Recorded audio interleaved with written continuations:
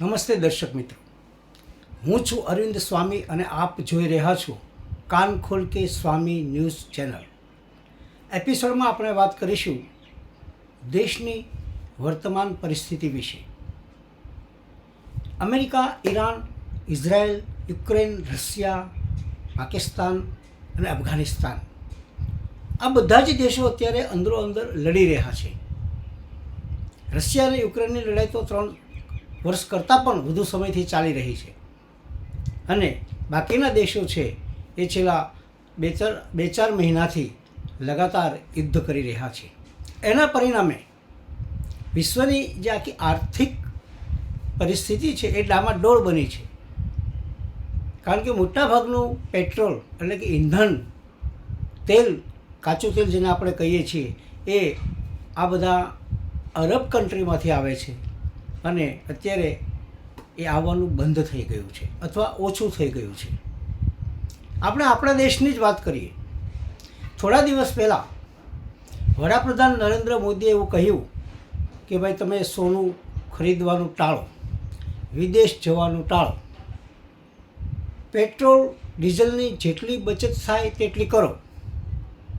જેમ કે તમે જાહેર પરિવહન નિગમના જે વાહનો છે, સિટી બસ છે, રિક્ષાઓ છે, એસટી બસ છે, રેલવે છે, એનો તમે વધુમાં વધુ ઉપયોગ કરો જેથી ઈંધણ છે એનો એક બહુ મોટો જબરદસ્ત બચત થઈ શકે. બીજું પણ એને ઘણી બધી સલાહો આપી અને એમની જે આ અપીલ છે એ અપીલની ઘણી બધી અસર દેશના લોકો ઉપર અને રાજકીય લોકો ઉપર પડવા લાગી છે. ધીમે ધીમે પડતી જાય છે. ગુજરાતની વાત કરીએ તો ગુજરાતના રાજ્યપાલે એવું જાહેર કર્યું છે, એમને તો આવવા જવા માટે હેલિકોપ્ટર મળે.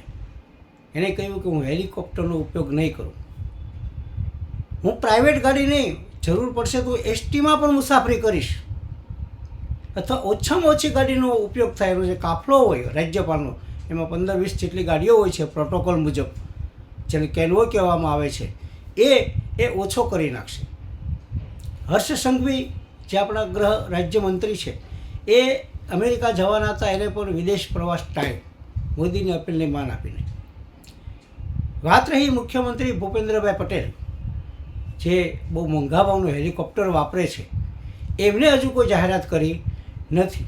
એ પ્રકૃતિના થોડાક ઠંડા માણસ છે એટલે મોદીની અપીલ એની સુધી પહોંચતા હજુ થોડીક વાર લાગશે, પણ ધીમે ધીમે એને પણ આજ નહીં તો કાલે આ નિર્ણય કરવો જ પડશે.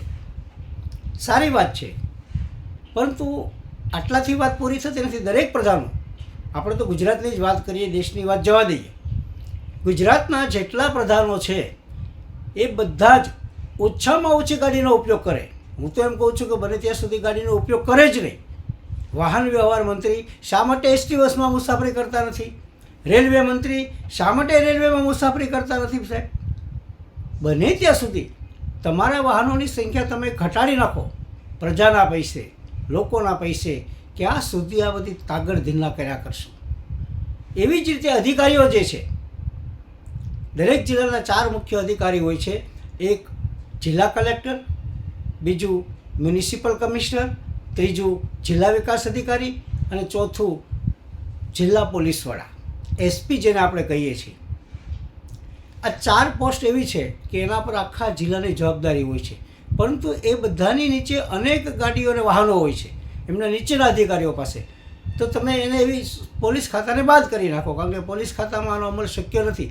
પરંતુ રેવન્યુ વિભાગ છે, મહેસૂલ વિભાગ છે, પાણી પુરવઠા વિભાગ છે, સિંચાઈ વિભાગ છે, સાહેબ મેરીટાઈમ બોર્ડનો વિભાગ છે, આવા સરકારના જેટલા અઢળક વિભાગો છે એ એક વિભાગની અંદર સાહેબ તમારી 10-10, 15-15 ગાડીઓ હોય છે, એ ઘટાડી રાખો. કોર્પોરેશનની વાત કરો તો કોર્પોરેશનના મેયરની ગાડી હોય છે, એમાં ડેપ્યુટી મેયરને સામેલ કરી નાખો. દંડક હોય કે પછી નેતા હોય એની પણ એક જ ગાડી રાખો. આવી રીતે અધિકારીઓ અને પદાધિકારીઓ, 2-3 પદાધિકારીઓ, 2-3 અધિકારીઓ વચ્ચે જો એક ગાડી રાખવામાં આવે તો પેટ્રોલની સૌથી વધુ બચત ત્યાં થઈ શકે છે. આ એક કરવાની જરૂર છે. પ્રજા માત્ર અમલ કરશે એ જરૂરી નથી સાહેબ, તમે પણ અમલ કરો, કારણ કે પૈસા પ્રજાના છે. બીજી વસ્તુ, વડાપ્રધાન મોદીએ એવું કહ્યું કે ભાઈ સોનું ખરીદશો નહીં.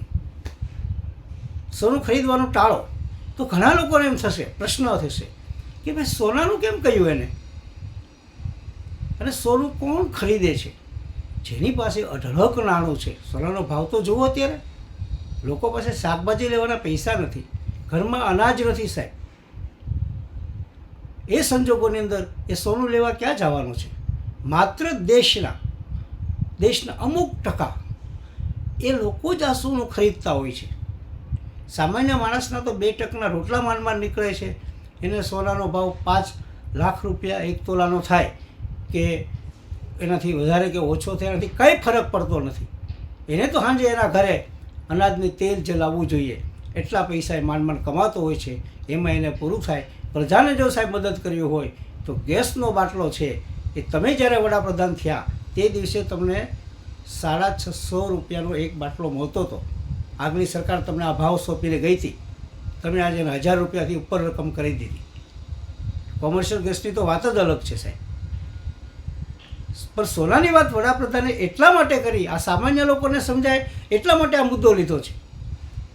આપણને એમ થાય કે વડાપ્રધાન જેવા માણસ સોનાનું કે છે, લોકો પછી ખાવાના પૈસા નથી, સોનાની ક્યાં વાત કરે છે? એટલા માટે સાહેબ વાત કરે છે કે આપણું અર્થતંત્ર છે એ ડામાડોળ થતું જાય છે. કોઈ પણ દેશની ઇકોનોમી છે એ સાહેબ આપણું જે વિદેશી હુંડિયામણના ભંડોળ ઉપર એ નિર્ધારિત હોય છે. આપણી પાસે વિદેશી હુંડિયામણનું ભંડોળ ઘટતું જાય છે. વિશ્વની અંદર આપણે કોઈ વસ્તુ ખરીદવી હોય તેનું આપણે ડોલરમાં પેમેન્ટ કરવું પડે, તો આપણે ત્યાં રૂપિયાનું ચલણ છે. આપણા રૂપિયાની ધીમે ધીમે વૈશ્વિક કિંમત છે એ ઘટતી જાય છે. મોદી જ્યારે સત્તા પર આવ્યા ત્યારે 63 રૂપિયા $1 ભાવ હતો. આજે સાહેબ 93 રૂપિયા થયો છે અને કાલ 100 રૂપિયા પણ થશે. ડોલરનો ભાવની સામે રૂપિયો ગગડતો જાય છે. એનાથી આપણા દેશની ઇકોનોમીને બહુ મોટું નુકસાન જાય છે. આપણે આપણો રૂપિયો મજબૂત ન કરી શક્યા, નીચો પાડી દીધો રૂપિયાને. પરંતુ આ બધાના હિસાબે આપણું જે કુલ દેવું હોય છે, વિશ્વનું દેવું હોય છે, ડોલરમાં હોય છે. તો આપણી પાસે એ ડોલરના ભાવ વધી ગયા એટલા માટે થઈ અને આપણું દેવું છે ઓટોમેટિક વધુ જાય. એક સિમ્પલ અને સાધારણ તમને ઉદાહરણ આપું કે 100 રૂપિયાનું આપણી ઉપર દેવું છે અને ડોલરનો ભાવ વધી ગયો છે, તો એ દેવું અત્યારે 120 રૂપિયા થઈ ગયું. એમ આપણી ઉપર વિદેશી દેવું પણ ખૂબ વધી ગયું છે, દેશનું અને વિદેશી દેવું. આ ઉપરાંત પેટ્રોલ અને ઇંધણની જે અછત ઊભી થઈ છે યુદ્ધના લીધે, એ પેમેન્ટ પણ આપણે ડોલરમાં કરવું પડે છે. તો ત્યાં એના ભાવ વધી ગયા છે પેટ્રોલ અને ડીઝલના. પરિસ્થિતિ એવી છે કે કોઈ દેશ પાસે જ્યારે વિદેશી હુંડિયામણ ખૂટી જાય ત્યારે આંતરરાષ્ટ્રીય ચલણ તરીકે સોનું વપરાય. ગોલ્ડ, સોનું જે છે ને એ ઇન્ટરનેશનલ કરન્સી છે. આપણા રૂપિયા લઈને તમે સ્વિટ્ઝરલેન્ડ જાઓ, જર્મની જાઓ, ફ્રાન્સમાં જાઓ તો એના ચલણમાં એ કન્વર્ટ કરવું પડે. તમારી પાસે 50 ગ્રામ કે 100 ગ્રામ સોનું હોય તેને ક્યાંય કન્વર્ટ કરવું ન પડે, એનું ત્યાં રોકડમાં એમના ચલણમાં રૂપાંતર થઈ જાય છે. એટલે સોનું છે આંતરરાષ્ટ્રીય ચલણ તરીકે માન્યમાં આવે છે. આપણી પાસે વિદેશી હુંડિયામણ ડોલર ખૂટી જાય અને કાંઈ વસ્તુ જોતી હોય તો શું કહે સામેનો દેશ? એ કહે છે કાંઈ વાંધો નહીં, તમે અમને સોનું આપો. હવે સોનું જો લોકો જ ખરીદી લે તો સરકાર પાસે આ સોનું રહે નહીં. આપણે અહીંયા સોનાના ભાવ છે એ આપણા પોતાના છે. વૈશ્વિક બજારની અંદર સોનાનો ભાવ જુદો હોય છે, એ ઓછો હોય છે, એ સસ્તો હોય છે. એટલે બીજો કોઈ દેશ છે જ્યારે વ્યાપારમાં તમે એને ગોલ્ડ આપો છો, સોનું આપો છો, ત્યારે આંતરરાષ્ટ્રીય બજાર ભાવ ગણે છે. એટલે અહીંયા આપણે 1 લાખ રૂપિયાનું તોલું હોય તો આપણને 1 લાખ રૂપિયા આપણે વેચીએ સોનું વિદેશમાં, એને ચલણ તરીકે આપીએ, કોઈ વસ્તુ લીધી તો 1 લાખ રૂપિયા ના આવે સાહેબ, એનો ભાવ 30, 40, 50 હજાર રૂપિયા એ જ આવે ત્યાં. એટલે સોનું આપણે વધારે દેવું પડે. લોકો જો સોનું ખરીદવા માંડે તો કૃત્રિમ ભાવ વધારો થાય અને સોનું છે એનો એક જગ્યાએ સંગ્રહ થઈ જાય. ભૂતકાળની અંદર કોંગ્રેસ સરકારે, નરસિંહ રાવ જ્યારે હતા ત્યારે આપણે 50 ટન સોનું ગીરવે મૂક્યું હતું. એવી પરિસ્થિતિ આપણી થઈ ગઈ હતી.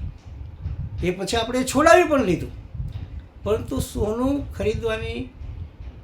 નહીં ખરીદવાની સલાહ વડાપ્રધાન મોદીએ એટલા માટે આપી કે દેશના હિત માટે થઈને, રાષ્ટ્રના કલ્યાણ માટે થઈને, રાષ્ટ્રના વિકાસ માટે થઈને અને આપણી આર્થિક સ્થિતિને બહુ અસર ન થાય એટલા માટે થઈને તમે સોનું ન ખરીદો, સોનું જ્યાં છે એ તમે માર્કેટમાં રહેવા દો. અને આ સંજોગોની અંદર આપણે જરૂર ન હોય એવું હું તો એમ કહું છું કે સોનું તો શું, જેટલું જરૂર હોય એટલું જ ખરીદો ને. કોઈ પણ વસ્તુ, પછી અનાજ હોય, કઠોળ હોય, શાકભાજી હોય, ચીજ વસ્તુ હોય કે કોઈ પણ વસ્તુ હોય, કોઈ પણ ખાદ્ય પદાર્થો હોય, એ આપણે જેટલું જરૂર હોય એટલું ખરીદીશું તો પણ એક દેશની મોટી સેવા કરી ગણાશે. અને બીજું, આવનારા દિવસો છે એ બહુ સારા નથી આખા વિશ્વ માટે. ભારત માટે તો સારા નથી જ, પરંતુ વિશ્વ માટે સારા નથી. અમેરિકાના ઈરાનના યુદ્ધનો જ્યાં સુધી અંત નહીં આવે, આજની તારીખે તો આવ્યો જ નથી. વાતો બધી થાય છે, સમાધાનની પૂર્વ ભૂમિકાની, ચર્ચાઓની બધી શરતો મુકાય છે, સ્વીકારાય છે, એની પર ડિબેટ થાય છે, વળી પાછું ફરી જાય છે, વળી પાછા હુમલાની ધમકી આપે છે. આવું બધું અસ્થિર એક વાતાવરણ વૈશ્વિક લેવલે થઈ રહ્યું છે. પરંતુ જે સ્થિર નહીં થાય તો પરિસ્થિતિ એ ઊભી થશે કે આવનારા દિવસો આખા જગત માટે બહુ ખૂબ ખરાબ હશે. અને એમાંય ભારત જેવા જે 140 કરોડ લોકો વસે છે, એને આ બધી જ જરૂરિયાતો પૂરી પાડવી સાહેબ, એ કોઈ પણ રાષ્ટ્ર માટે અત્યંત પડકારજનક કામ થઈ જવાનું છે.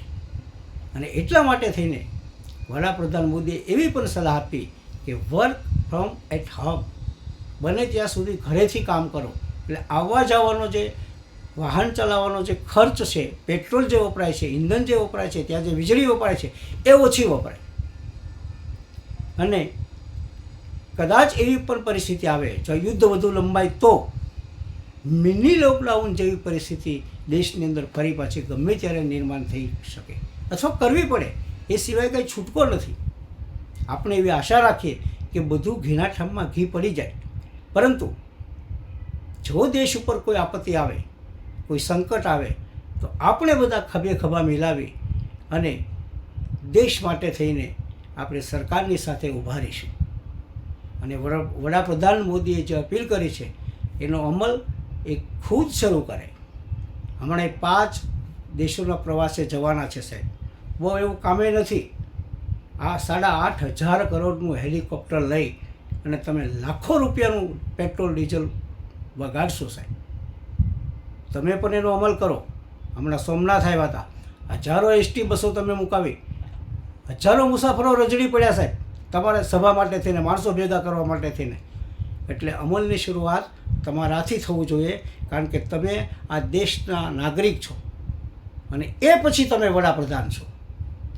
પ્રજા તો જ તમારા અપીલનું પાલન કરશે, તો જ અપીલને માન આપશે જો તમે ખુદ એનો અમલ કરશો તો. અને તમારે કરવો પડશે, કરવો જોઈએ સાહેબ. શરૂઆત તમારાથી થવી જોઈએ. અસ્તુ, મારો એપિસોડ આપને ગમ્યો હોય તો લાઈક કરજો, શેર કરજો, સબસ્ક્રાઈબ કરજો અને બેલ આઇકોનનું બટન દબાવજો.